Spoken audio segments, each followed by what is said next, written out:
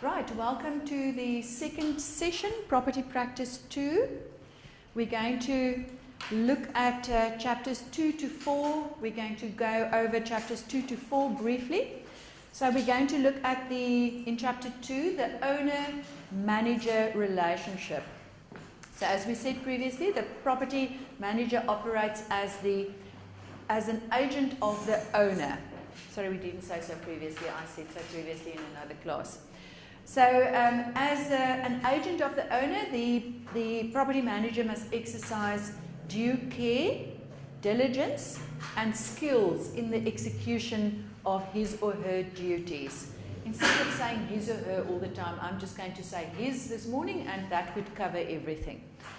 Okay, so he must act within the scope of his appointment, and he may not substitute, however, his own judgment for that of the owner, unless the responsibility for such actions are mutually agreed upon. So there will be a written contract between the owner and the property manager, and that will be signed by both parties. And this will empower the property manager to act as an agent on behalf of the owner or the principal. And the agent acts for a principal to bring him or her into a legal relationship with third parties. What is implicit in this relationship is certain legal and ethical considerations that the property manager must accord the owner. So it is what we call a fiduciary relationship. And this means it is a confidential relationship which requires performance and as well as the highest degree of loyalty on the part of the agent. And this also involves duties of care, obedience, accounting, and notice. So having assumed responsibility for the management of a property, there must be a mutually satisfactory relationship. And this would involve certain communication procedures. It would involve regular reports, as well as probably regular personal contact. What is important is that the owner must continually be assured that the management of the property is in capable hands, and he must be informed promptly of any factors which could influence its value. The areas in which the manager can provide value is to give advice on the optimization of leasing income, to be actively managing the property's tenant mix, to establish and maintain harmonious relationships with tenants, and to make recommendations about the upgrade and refurbishment of properties. There also maintenance of manuals and building maintenance data, to provide financing and investment advice, and to manage the environment in which these properties are located. So this would involve sometimes initiatives regarding the quality of the general area, for example, cleaning programs, initiatives to combat crime, to regulate informal trading and taxi ranks, and business improvement districts within CBD. So it's important that the property manager gets involved in that. There's a question? Yes, I actually was wondering how one would, if you're managing a particular property, how you would regulate informal trading in taxi ranks. It depends, yes. But if you would probably work with some of the other owners of buildings nearby, and you would create. You would create, you know, as they have in Cape Town, a building improvement district where you start regulating these things, because it can't, you know, it's nice to have it to a certain extent, a bit of informal trading, but it can quickly take over. And you don't want outside your office building to have lots of informal traders with all kinds of trinkets and this and that. If they're there, they must be regulated. So you would work together in a building improvement district. Okay, with the owners of other buildings, yes. And just to add on that, usually in most towns there's business forums Yes. that are interacting with the municipality. Quite right. So what is Quite important right. as the business forum to protect your interest, you have to make sure that you work with the municipality to make sure that they enforce their Exactly. Exactly. There we are. Yeah. Okay. Yeah. The areas have come right very nicely where owners of buildings stood together and said, right, we're cleaning up the area. No drug dealing. No. Well, you know, informal trading is a problem, and for example, yeah, crime. Crime is the moment you allow crime to take over in an area, grime follows, and then everything spirals downwards. So you have to stand together as owners and property managers in an area. Okay, so as a property manager then is much more than a rent collector or a maintenance manager. So he plays an important role in maximising the asset's investment performance, and over time he develops an intimate knowledge of the properties under management. And he also understands the owner's philosophies, expectations and their operating requirements. So 3 options to obtain property management services. You can either manage your property yourself, you can hire a property manager as an employee, or you can appoint a property management manager on a fee basis. So they just do certain things on a fee basis. They're not an employee, they're not on your payroll, they are a consultant on a fee basis. So if you've got an in-house property manager, usually you've got a larger portfolio, and quite often you are at a distant geographical, or the property is at a distant geographical location. So you are sitting in Joburg and your property is somewhere in a rural area, so you appoint a property manager who is on site. And also if it's got specialised management requirements, you would appoint a in-house property manager, and also if there's special security requirements, you would have an in-house property manager. But you must have the right manager for a specific property, and factors that you take into account in appointing a property manager is your geographical location, the area of expertise of that property manager, reputation, the experience of that property manager, how reliable they are, that you will have to find out by doing a bit of research on the manager. Also the size of the management firm, whether there are backup services available, and the compensation that you are prepared to pay, or that the property manager is asking for. The benefits of professional management: you've got competent or specialised staff available, and it's also economies of scale. Your disadvantages: quite often you lose some control, and you're not directly involved on a day-to-day basis in the management of your property. How to determine property management fees? So if it's an employee of the owner, a salary gets paid. If it's an outside firm, you agree upon a fee. And then different kinds of properties have different kinds of management needs and problems, and the management assignments and the responsibilities differ. And so all management fees would differ. And the agreement in the beginning would specify the amount of fee and how and when it is payable. Sometimes there's a flat fee, sometimes it's a percentage of gross income, sometimes there's a guaranteed minimum fee, and sometimes there's additional compensation for special duties. Sometimes you can earn additional leasing fees, you can earn consulting fees, or you can earn bonuses if your buildings are more than a certain percentage occupied. With your smaller properties, usually you have a minimum guaranteed fee, and you have a very clearly defined scope and extent of services.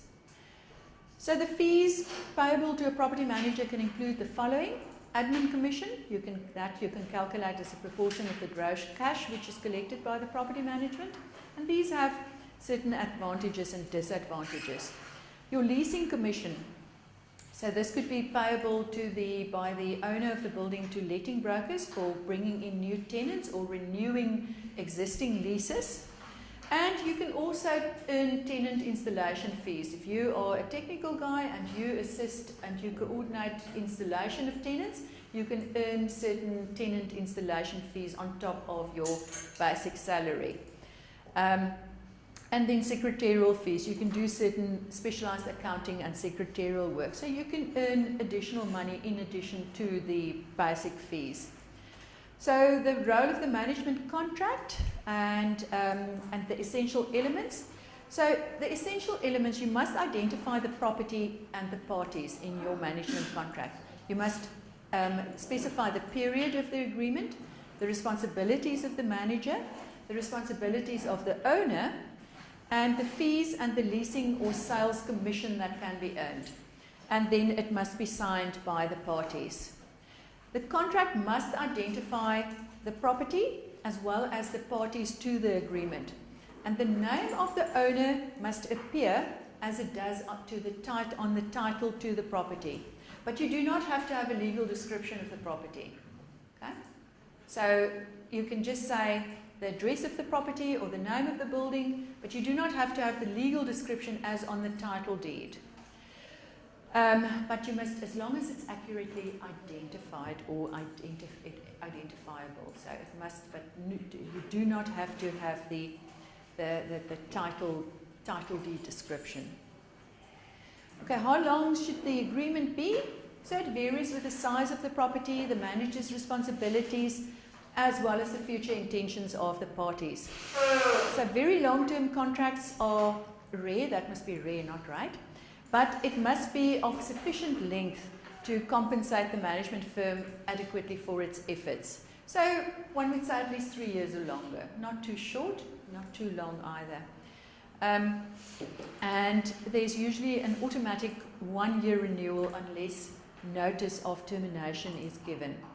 So the role of the management contract in specifying the relationship between the owner and the manager. So the responsibilities, especially the authority to act on behalf of the owner, must be very clear. And monthly statements, monthly financial statements must be supplied by the manager, which will be the rental income as well as whichever disbursements there are. And then the responsibilities of the owner. The owner must compensate the manager according to the terms of agreement, and he must take responsibility for the obligations of ownership which are not delegated to the manager.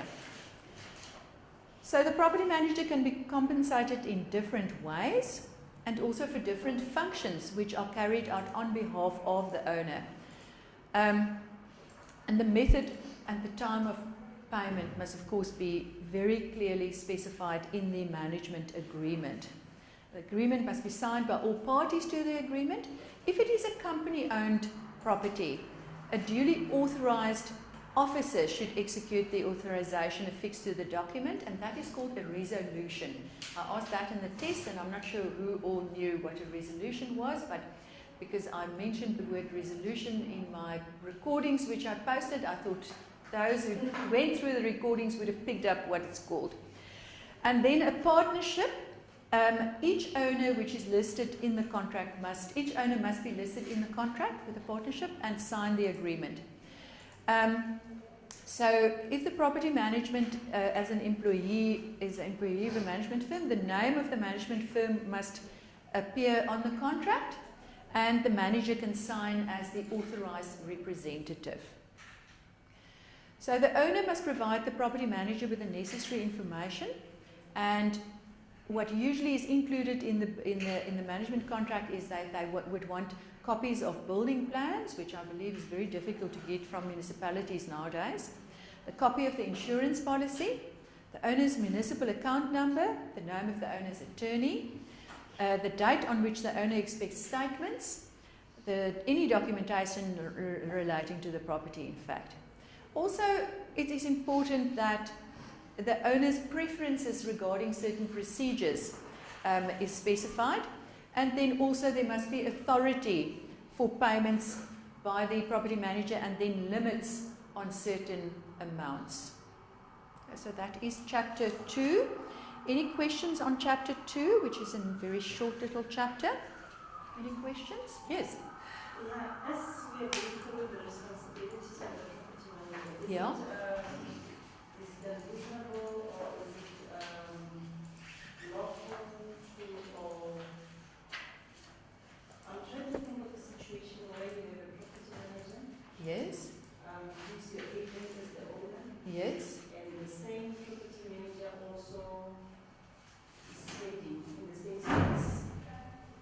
He's trading. He's got a shop, or he's got a. Let's say, for instance, the property manager is managing a mall, Yes, but elsewhere, 2 kilometers from your mall, he's managing another mall. he's the shareholder. Oh, okay, yeah, it could be. Then he must be open about that. You know, you must disclose that information to the landlord beforehand, because otherwise it could be a huge clash of interests. Yeah, tricky that one. Yes, absolutely. Now there are exceptions to every rule, but as long as one must just always play open cards. Okay, so now we're going to look at budgets. Very important question. Yes. As a question met die gevra, Yeah. what type of document must be to agreement? Now, as you said, Resolution. Is it what is it it must be attached to the document. it's a resolution, yes, and a resolution, a resolution must be attached to the agreement, and you would have picked that up if you listened to my recordings, but it's not in the book. That's why. Yeah, it's called a resolution.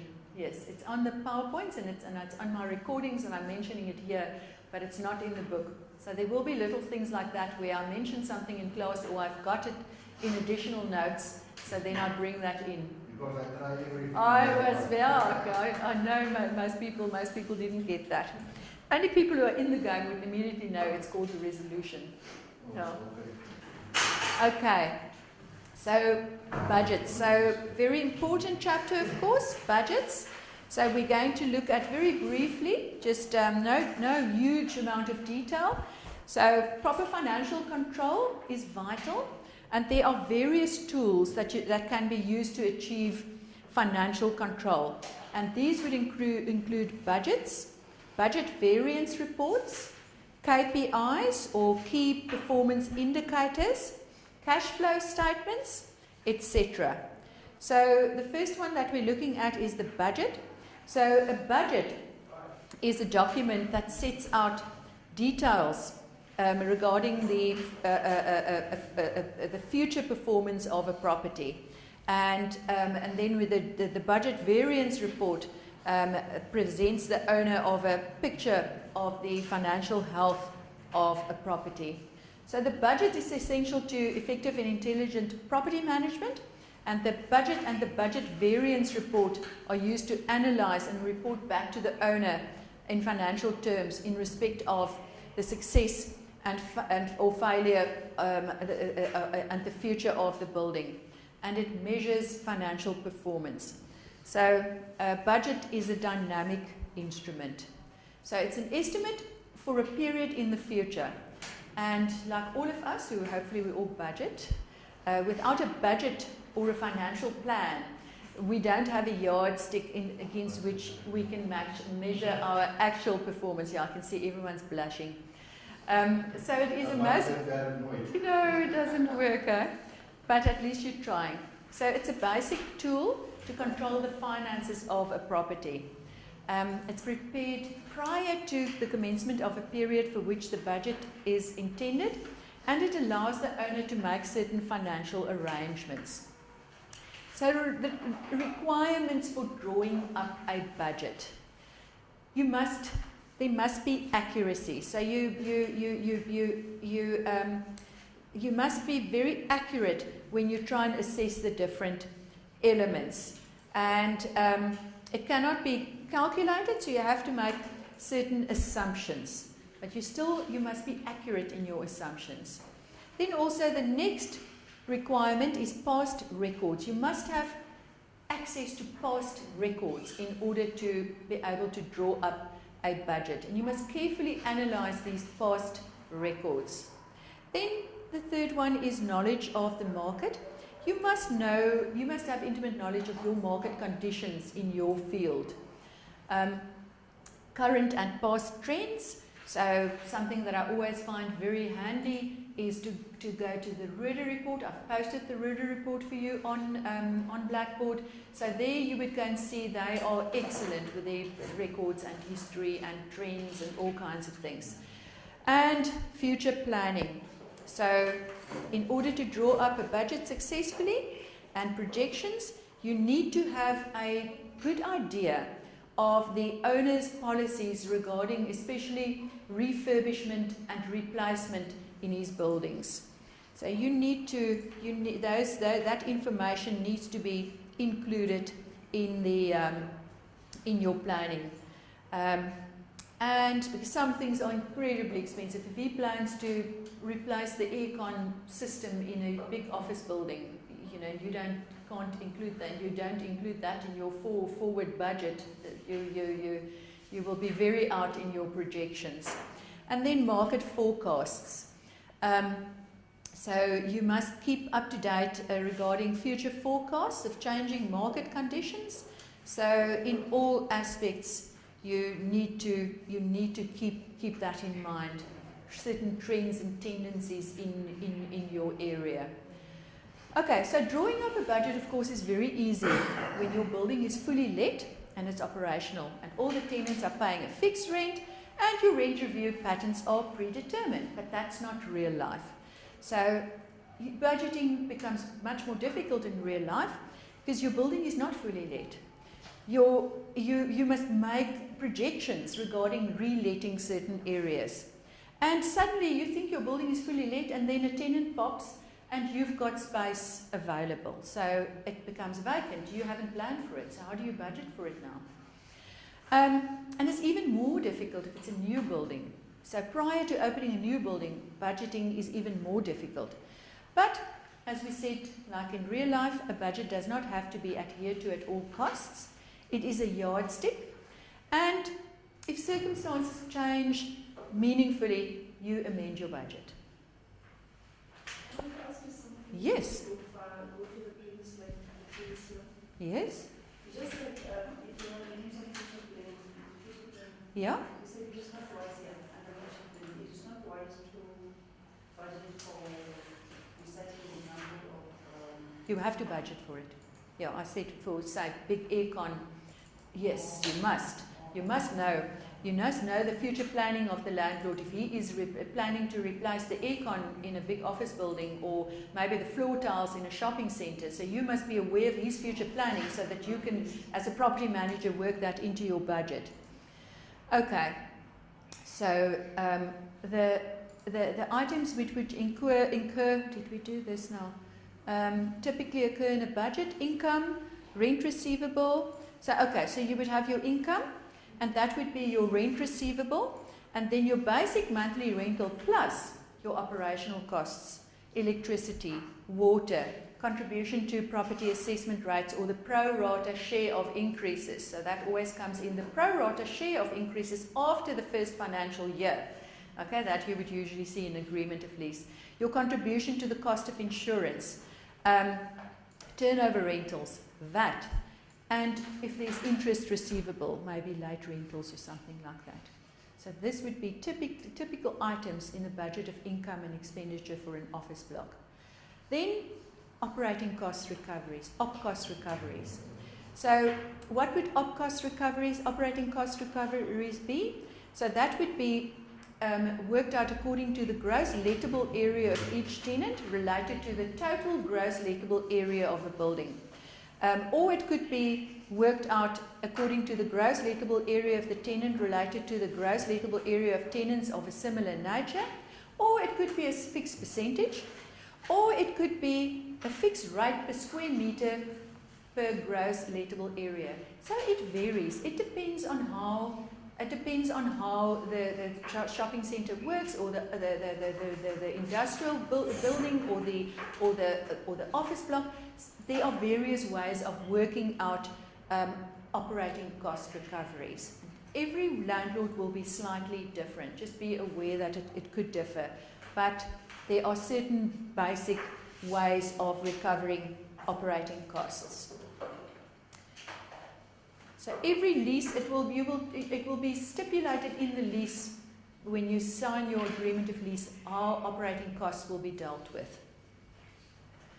Okay, components of service charges. So here you would look at typically municipal rates and taxes, municipal rubbish removal and sewerage services, electricity charges, water consumption charges, promotions, maintenance of buildings, maintenance of services, security, cleaning services, and insurance premiums.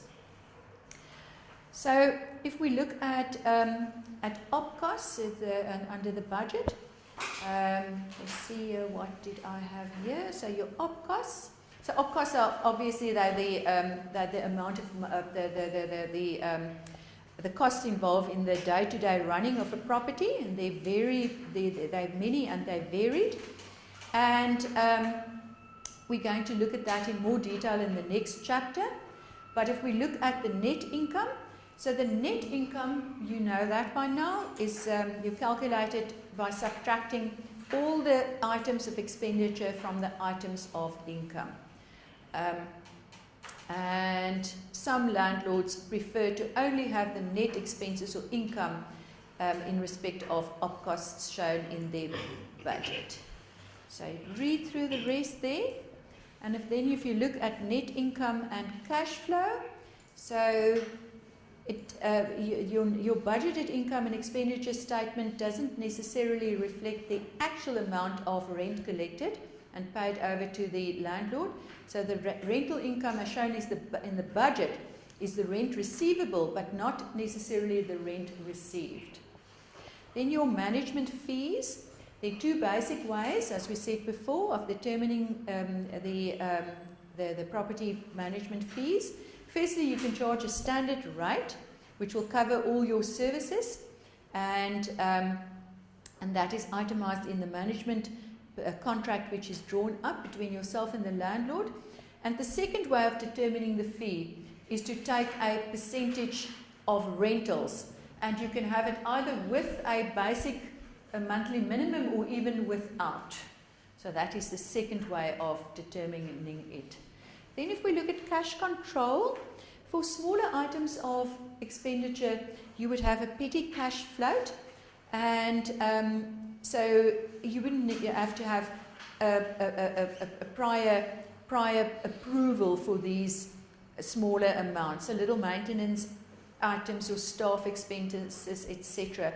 And the term impress control is where there's a certain amount of float, and it must all the sum of the cash in hand and the expenditure not yet reimbursed must at all times be equal to the float, and this is called the impressed system.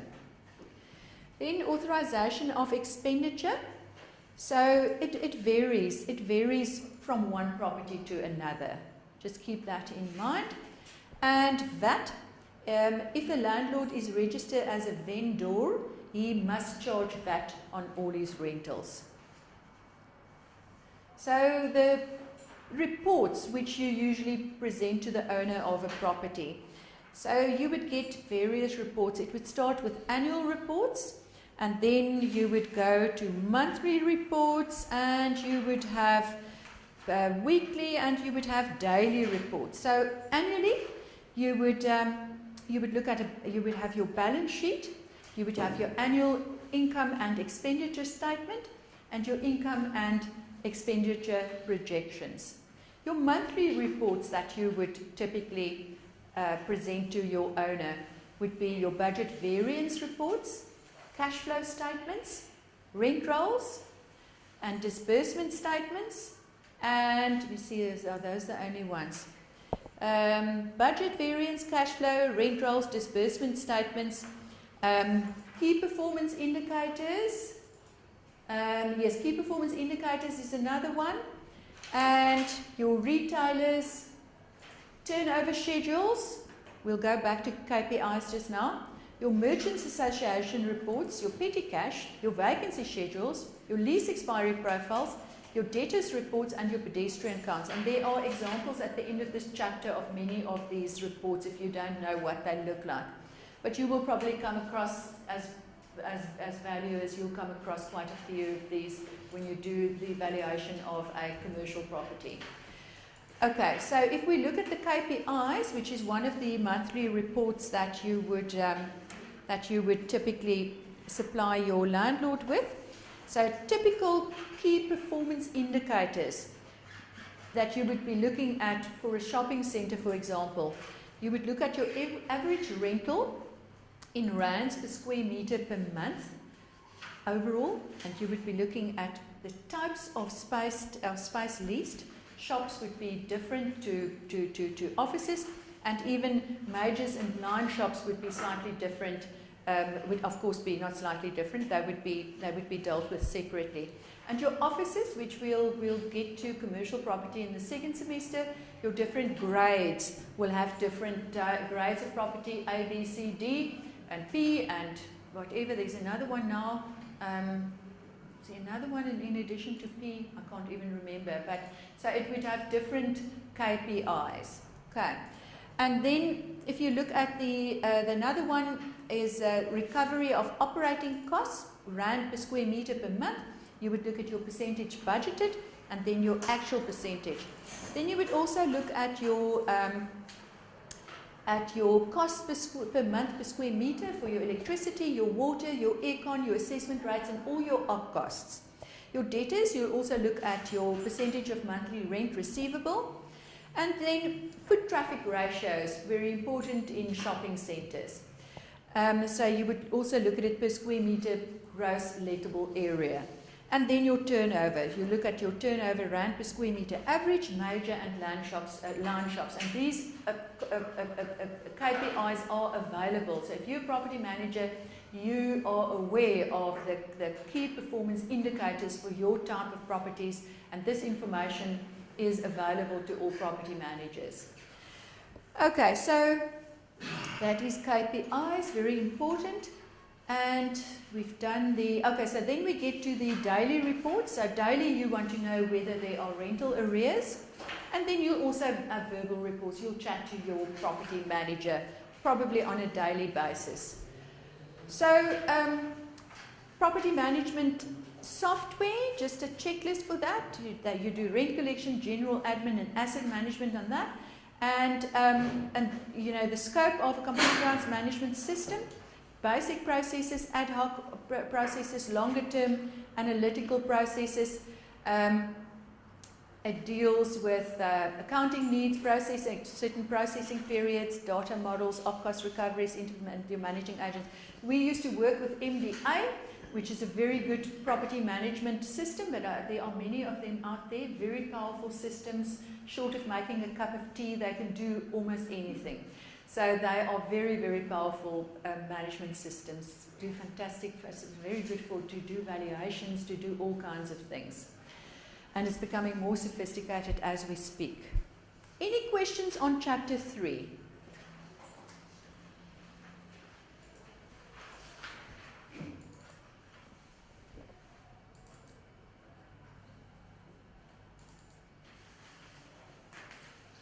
So we go over to chapter 4.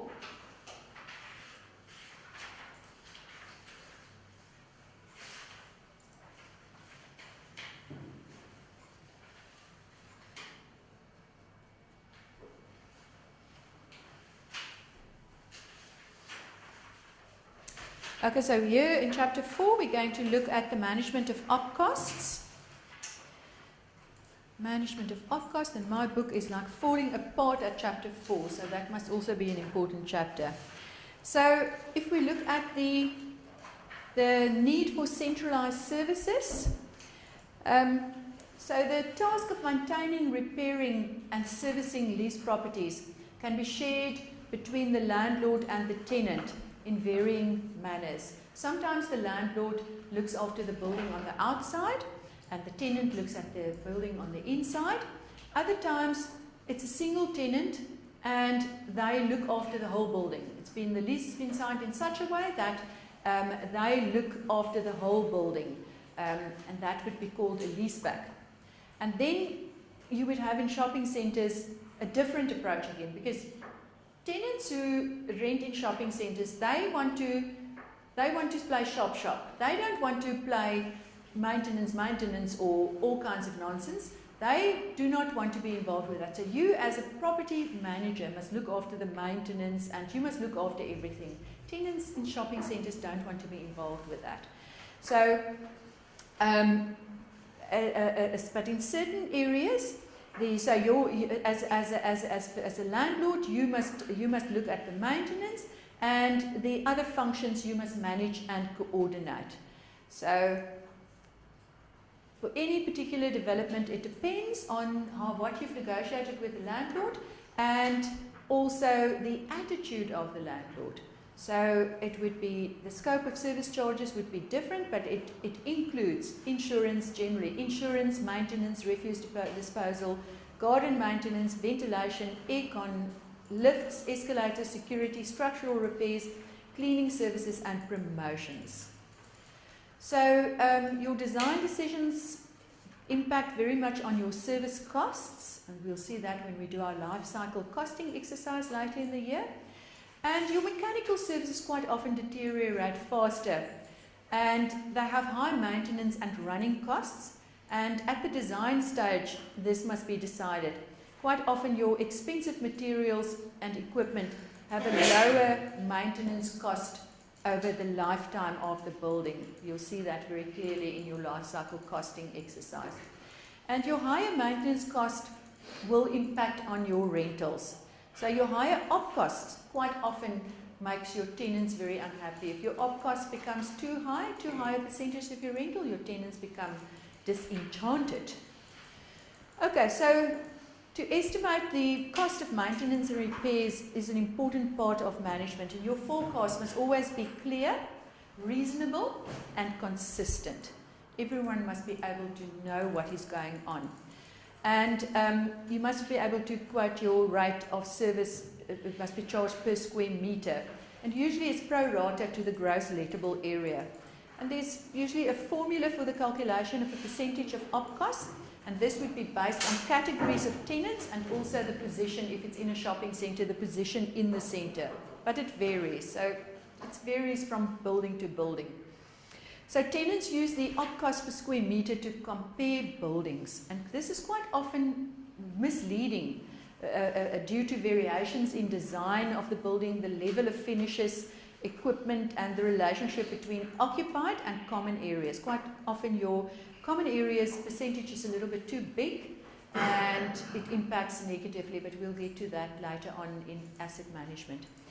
Okay, but you can estimate the cost of your services more accurately the longer a building has been in use, and there are certain yardsticks.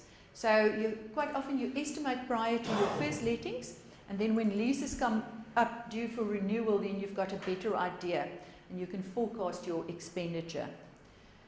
So tenants quite often,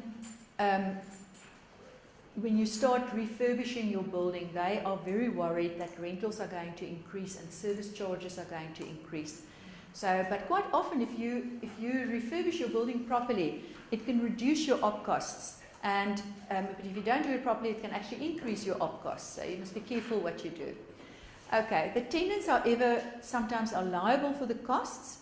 And if they are liable for the costs, you must assure them that the building is going to be more efficient, that there will be a reduction of op costs, and that the building will be more efficient, or that trading conditions will improve if they're in a shopping centre. Ensure them that trading conditions will improve, even though they might be paying a slightly higher rental. In the end, it will be more profitable for all. So here's the question. Yeah, on the refurbishment section, Yes. would it be something that is included in the lease, that when you're paying an additional, There will be, I can assure you, there will be something in the or lease. is it within the rental?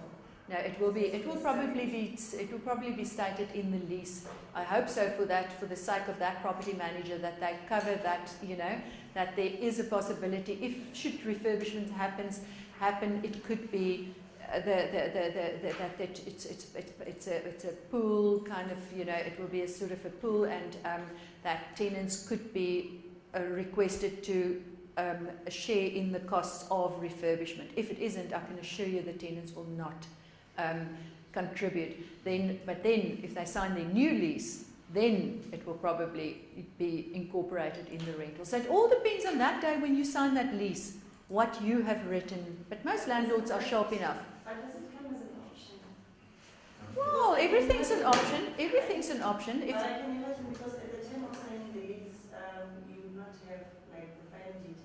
No, but and it will probably be in the finer details. I can assure you it will be in the small print. There will be something under refurbishment that the tenant, should there be refurbishments, but it depends. Refurbishment in a lot of cases will be influenced by, let's say, the external markets. Yes. And something that is not preempted at the time of signing the lease. But that's why you have it in the lease. your lease, the day that you sign that lease, that is the important day. And when anything goes wrong, everyone goes back to what did the lease say. So if you're a clever landlord, you will cover, and you've got in a shopping centre, you will cover refurbishments. You will not be caught with your pants down. No, because you also know that you are now signing, and usually you'll sign a 3-year or 5-year or 10-year lease, and you've got in your future planning, you know that the tiles in the common areas need to be replaced, or the ablutions need to be replaced. So you need to work that. You need to say that there will be an adjustment in your op cost, in the percentage, and etc. And that Okay. applies to shopping centres only, not to offices. No, it could be offices as well, because quite often with offices also people, obviously you need to upgrade your lobbies, after a certain number of years. And nowadays also tenants are full of nonsense. Even if the loos are 5 years old, they want the loos replaced, and that is all common area. But lobbies regularly, and refurbishment, a common area, the lighting, the passages, maybe if they're carpets. So you have to keep that in mind. Yeah. Okay, so forward planning, you must plan well in advance, and you must try and keep your service charges constant. You must try and predict your costs. So your major repairs and replacements must be kept in mind, and you must try to have your budgets accurate at least 2 to 3 years into the future. So to have your service charge in advance, and make provision in advance for ad hoc replacements such as an aircon plant or lobbies or toilets or whatever. Okay, economy and efficiency. So the manager is obliged to ensure that services provided to tenants are economic and efficient. The costs are reasonable and proper. Services are paid at the correct tariffs, and energy conservation and the prevention of waste is attended to, and that repairs are done in an orderly and controlled manner. So you want to maintain an environment where your tenants can trade efficiently, otherwise your centre, if it's a shopping centre, will quickly start deteriorating and degenerating. So there must be a balance between efficiency and economy in the maintenance of a building. And tenants always are entitled to know that their money is well spent. So you must give them reasonable information on where you are spending money. So property managers must also give reasonable attention to budgeting and financial control, and the accountability for certain service charges. And the recoverability of service charges depends on the provisions of the lease. Always go back to what was provided for in the lease, and whether there was contribution to reserve funds.